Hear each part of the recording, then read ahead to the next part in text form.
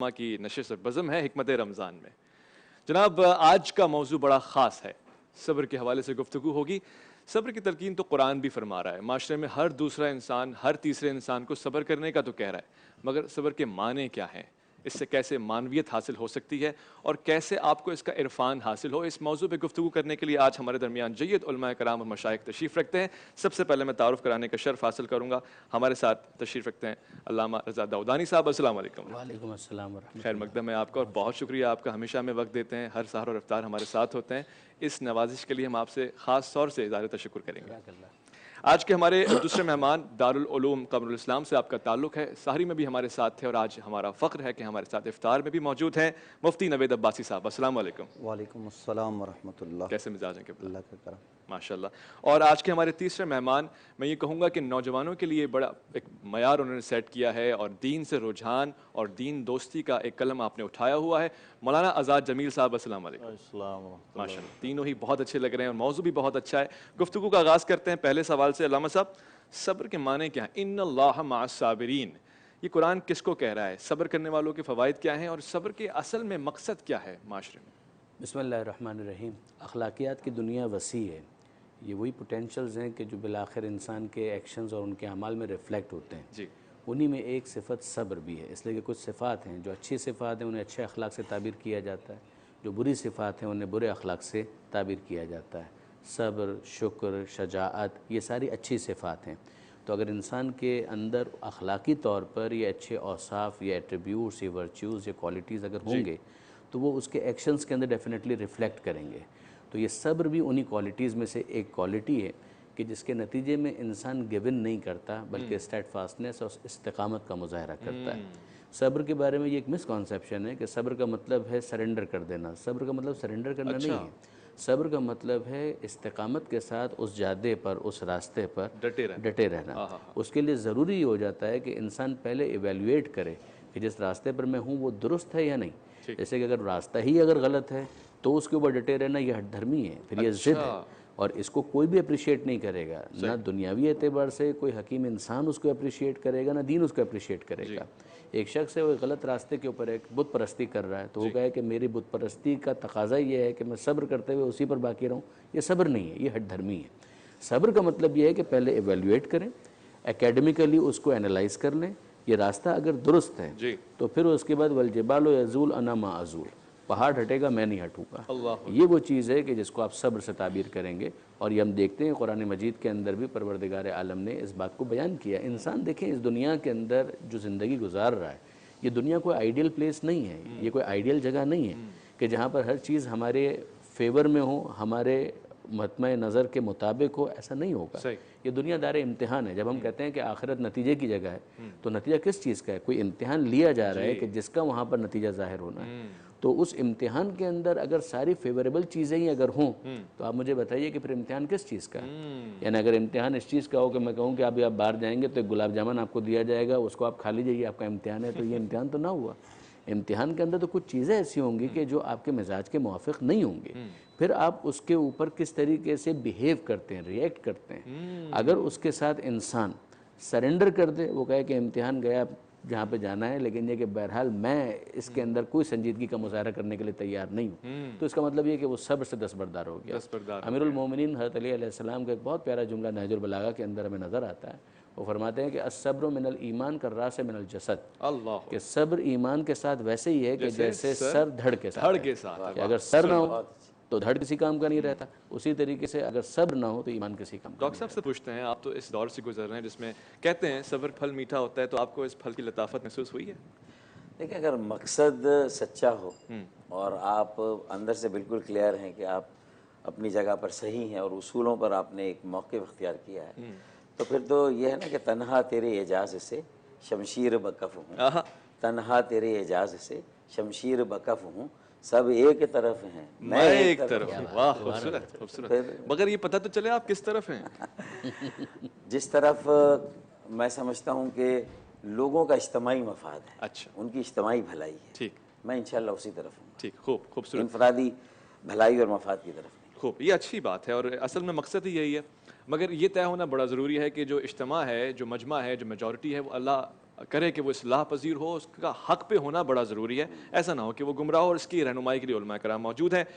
وبشر الصابرین، مفتی صاحب صبر کرنے والوں کے لیے خوشخبری ہے، کیا خوشخبری ہے اور کن مواقع پہ ہے؟ آیا دنیا میں خوشخبری ہے یا آخرت میں خوشخبری ہے؟ نحمد و نصلی علی رسول الکریم، اما بعد، بسم اللہ الرحمن الرحیم۔ بہت شکریہ۔ قرآن مجید فرقان حمید کی جس آیہ مبارکہ کے قصے کی طرف آپ نے اشارہ کیا، قرآن نے اس سے قبل یہ بات ارشاد فرمائی ہے کہ یا ایھا الذین آمنوا استعینوا بالصبر والصلاۃ۔ اہل ایمان کو خطاب ہے کہ صبر سے اور صلاۃ سے اللہ کی مدد چاہو۔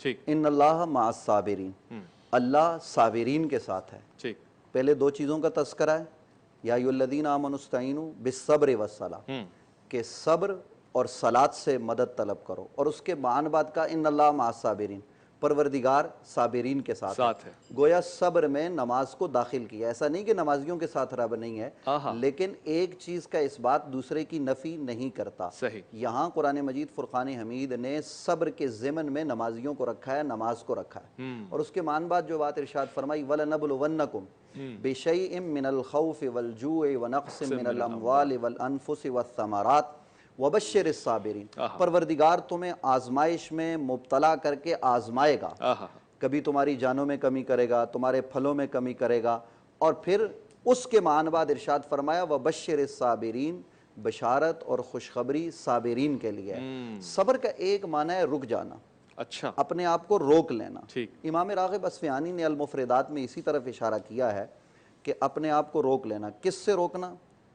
ہر اس چیز سے اپنے آپ کو روکنا کہ جس کی طرف انسان کی طبیعت میلان کر رہی ہو لیکن پروردگار منع کر رہا ہو۔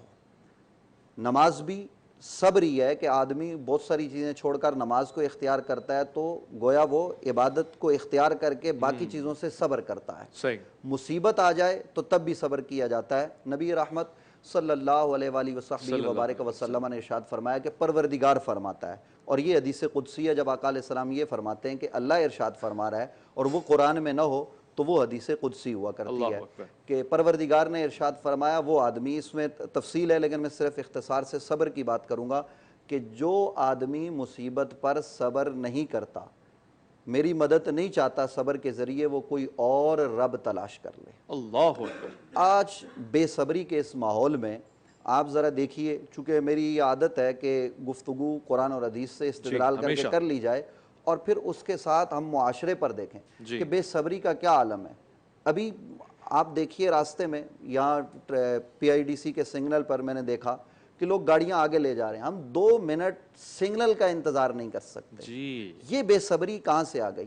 لائن میں لگنا ہمارے لیے مشکل ہو جاتا ہے۔ ابھی ہم نیچے آئے آپ کی یہاں لیفٹ میں، تو میرے خیال میں 3 یا 4 افراد اس میں اوپر آتے ہیں، تو وہاں ایک بے صبری سی کی کیفیت کہ ایک آدمی دوسرے سے پہلے جانے کے چکر میں وہ لیفٹ میں کوئی پرابلم ہو گئی، 4-5 آدمی ایک ساتھ چلے گئے، تو میرے ساتھ ساتھی تھے، میں نے کہا ہم سیڑھیوں سے چلے جاتے ہیں، تھوڑا سا صبر کر لیا، آپ سیڑھیاں سے چڑھ جائیں کوئی بات نہیں، روزہ ہے تو کیا ہوا۔ یہ تھوڑی تھوڑی چیزوں میں اگر ہم اپنے اندر برداشت پیدا کر لیں تو بہت سارے معاملات ہمارے حل ہو سکتے ہیں۔ اور دیکھیے ہم جو نیچے لوگ بیٹھے ہوئے ہیں ان سے تو پہلے ہی اوپر پہنچ گئے، یقیناً وہ نیچے لائن میں بیٹھے ہوئے تو ہم پہلے پہنچ گئے۔ یہ دنیا کی خوشی بھی آپ کو پہلے مل گئی، تھوڑی دیر پہلے مل گئی کہ وہ بعد میں آئیں گے، ہم پہلے آ گئے، ہم نے سیڑھیوں کو اختیار کر لیا۔ تو یہ بے صبری سی کی کیفیت۔ اور پھر رمضان المبارک، نبی علیہ السلام نے ارشاد فرمایا، حضرت سیدنا سلمان فارسی رضی اللہ تعالیٰ عنہ راوی ہیں کہ حضور نے شعبان کے آخری دن ہم سے خطاب کیا، قال خطبنا رسول اللہ صلی اللہ علیہ وسلم، حضور نے ہم سے خطاب کیا، گویا اہتمام سے یہ بات ہوئی۔ اور اس میں حضور نے جہاں رمضان المبارک کی آمد کی بات کی کہ قد اظلکم شہر عظیم شہر مبارک، یہ تمام باتیں حضور نے ارشاد فرمائی، وہاں حضور علیہ السلام نے فرمایا ہوا شہر الصبر، رمضان صبر کا مہینہ ہے۔ یہ ہمیں درس دیتا ہے، صرف بھوک اور پیاس سے رکنا ہی صبر نہیں ہے، بلکہ اللہ کی رضا کے سامنے سر خم تسلیم کرنا، میری خواہش اور تمنا کیا ہے اس کو پسے پشت ڈال کر پروردگار کی خواہشات، پروردگار کی مرضی کو پیش نظر رکھنا اور پروردگار کی خواہش کے مطابق اس کے سامنے جبین نیاز جھکانا، یہ ناک زمین پر رکھنا، یہ صبر کا بڑا اعلیٰ درجہ ہوتا ہے۔ بے شک، بے شک، بہت خوب، بہت خوب آپ نے یہ بات بجا ہے، اور صبر کا بڑا خاص حصہ ہے۔ رمضان میں سب سے زیادہ مظاہرہ صبر کا ہونا چاہیے ڈاکٹر صاحب، بہت ضرورت ہے معاشرے کو صبر کی، مگر جہاں صبر کی بات ہو وہاں کربلا کی بات نہ ہو، یہ ممکن نہیں ہے۔ آزاد جمیل صاحب سے میں علامہ اقبال کے اسی اشعار سے اشارہ کروں گا کہ ذرا بیاں کریں وہ صبر کیا ہے جو کربلا میں ہے۔ غریب و سادہ و رنگین ہے داستان حرم، نہایت اس کی حسین ابتدا ہے اسماعیل۔ بسم اللہ الرحمن الرحیم والصلاة والسلام علی اشرف الانبیاء والمرسلین وعلی آلہ وصحبہ اجمعین۔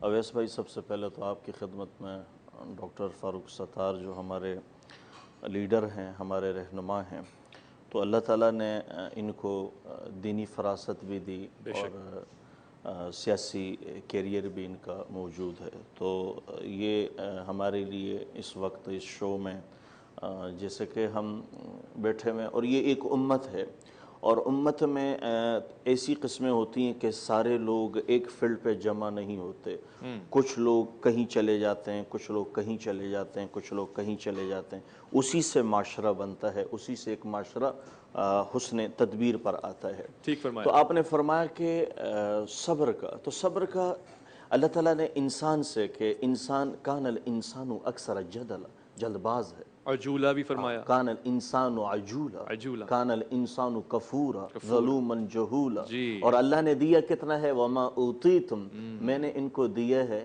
من العلم الا قلیلا، میں نے علم تھوڑا دیا ہے۔ یہ دین ایسے سیکھے گا، دیکھیں صبر بولنے سے نہیں آتا، سیکھنے سے آتا ہے، اور برداشت کا، اور صبر عربی میں صبر ہے، اردو میں برداشت ہے۔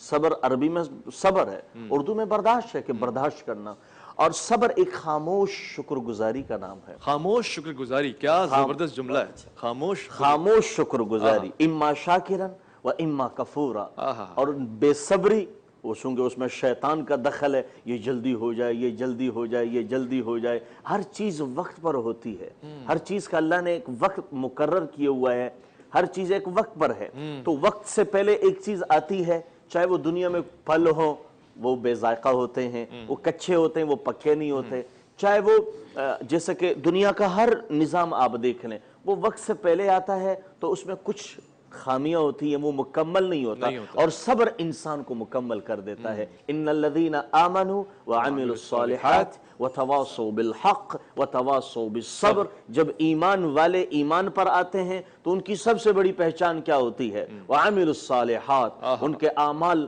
اوروں سے الگ ہوتے ہیں۔ کیوں؟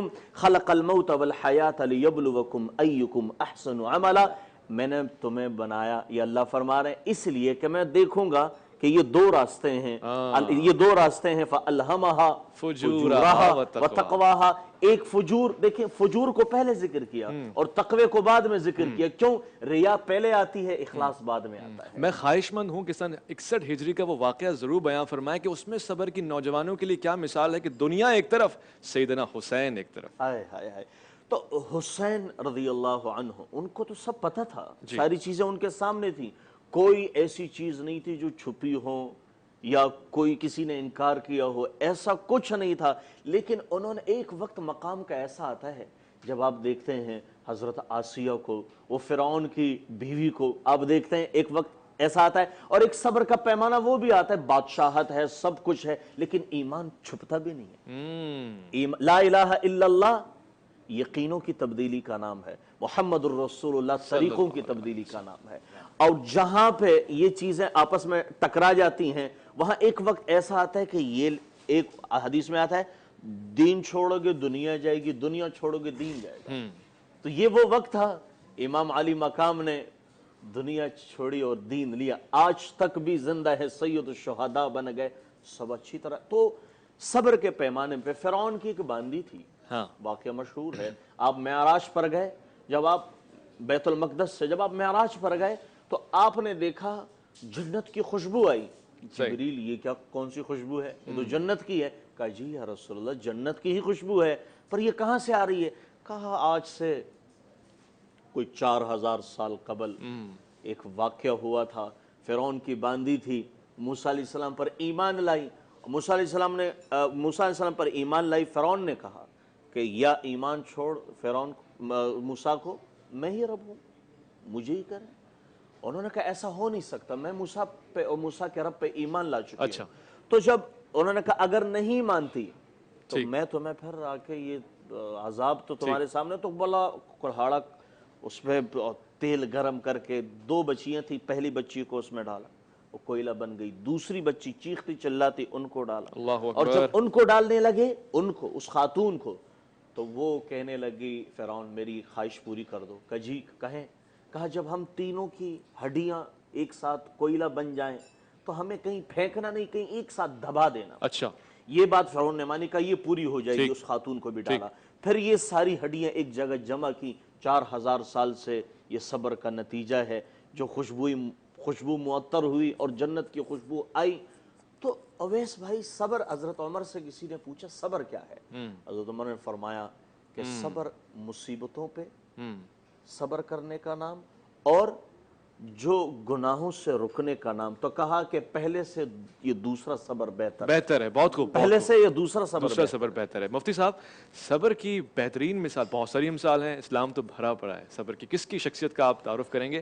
مگر ہم نوجوان جو دیکھتے ہیں کہ کربلا معلیٰ میں حسین اپنے اہل و عیال کے ساتھ صبر کے اس راہ پر ڈٹے ہوئے ہیں اور بیعت نہیں کر رہے.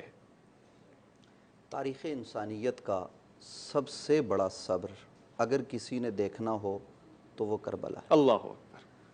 اور امام پاک امام حسین علیہ السلام, بلکہ آل محمد کا دوسرا نام صبر ہی صبر ہے. اللہ اکبر, کیا خوبصورت بات کی آپ نے.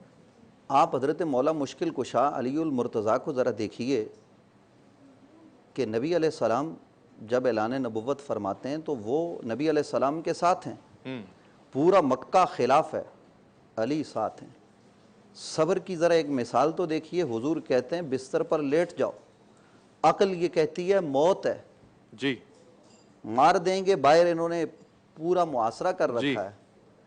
علی صبر و استقامت سے فرمان مصطفیٰ پر عمل کرتے ہوئے لیٹ جاتے ہیں, اور یہ کہتے ہیں کہ مجھے اپنی ساری زندگی جو سکون کی نیند اس رات آئی وہ کسی اور رات. اللہ اکبر, کیا لطافت. یہ پورا گھرانہ. آپ سیدہ طیبہ طاہرہ حضرت فاطمہ سلام اللہ علیہ کثیرن کثیرہ کو دیکھیے, وہ صبر کا کس طرح مظاہرہ کرتی ہیں. وہ چکی چلاتی ہیں تو بغیر شکوے کے, جن کے گھر کے کام کاج کرنے کے لیے رب نے فرشتے متعین کر دیے ہوں, وہ خود اپنے ہاتھ سے کام کرتی ہیں. کیا بات. آج ہماری خواتین کے لیے سیدہ فاطمہ کا صبر ایک مثال ہے اور آئیڈیل ہے. بے شک. اور یہاں یہ ظاہر ہے کہ جن کی گود میں حضرت امام حسین پلے ہوں, صبر انہوں نے سیکھا ان سے ہے, اپنے نانا سے سیکھا, اپنے بابا علی سے سیکھا, اپنی ماں فاطمہ سے سیکھا. تو پھر اتنے لوگوں سے سیکھنے کے بعد اس شخص نے, اس امام نے جب صبر کیا تو وہ صبر اتنا بڑا تھا کہ کائنات کے باقی صبر ہمیں اس صبر کے مقابلے میں چھوٹے نظر آتے ہیں. ابھی حضرت نے فرمایا کہ صبر کی مثال ایسے ہے جیسے جسم کے ساتھ سر ہے, لیکن حسین نے تو صبر کی مثال قائم کی کہ سر کٹا کے بتایا صبر اس کا نام. صدقہ خلیل بھی عشق, صبر حسین بھی عشق, مارکہ وجود میں بدر و حنین بھی عشق. واہ خوبصورت. اور میں یہ بات آپ کے گوش گزار کروں کہ حضرت امام پاک امام حسین علیہ السلام صبر کی وہ مثال ہیں. آپ ذرا اندازہ لگائیے کہ آپ چاہتے امام کے گھرانے کے ہر فرد نے صبر کیا. آپ کی اہلیہ محترمہ چاہتی تو چند قدم کے فاصلے پر, کچھ میل کے فاصلے پر ان کے رشتہ دار موجود تھے, وہ ادھر چلی جاتی. حسین کا ساتھ نہیں چھوڑا.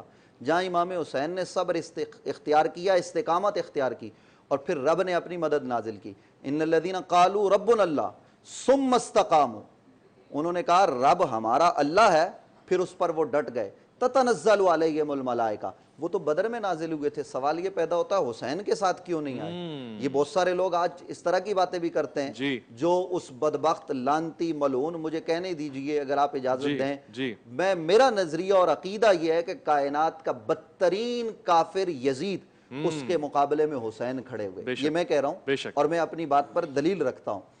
کائنات کے اس بدترین کافر کے مقابلے میں حسین کھڑے ہوئے. حسین اپنی ذات کے لیے کھڑے ہوئے نہیں, حسین دین بچانے کے لیے کھڑے ہوئے. پتہ یہ چلا کہ دین کی احیاء کرنا یہ صبر کی ایک کیفیت ہے, صبر کا نام ہے. اور امام حسین نے وہاں اپنا پورا گھر اللہ کے راستے میں قربان کیا, اور انا للہ و انا الیہ راجعون ہر شہادت کے بعد قرآن پر عمل کرتے ہوئے کہہ کے رب کی بارگاہ میں یہ کہتے رہے یہ تو ایک علی اکبر ہے, اور کئی ہوتے تیرے نام پر لٹا دیتا. اور آخر میں جو امام پاک امام حسین علیہ السلام نے خطبہ ارشاد فرمایا, وہ خطبہ کیا تھا میں کیا عرض کروں. امام پاک نے یہ کہا کہ دیکھو میں وہ ہوں جس کے ان گالوں کو اور اس گردن کو اور ان ہونٹوں کو، اس پیشانی کو نبیوں کے سردار چوما کرتے تھے۔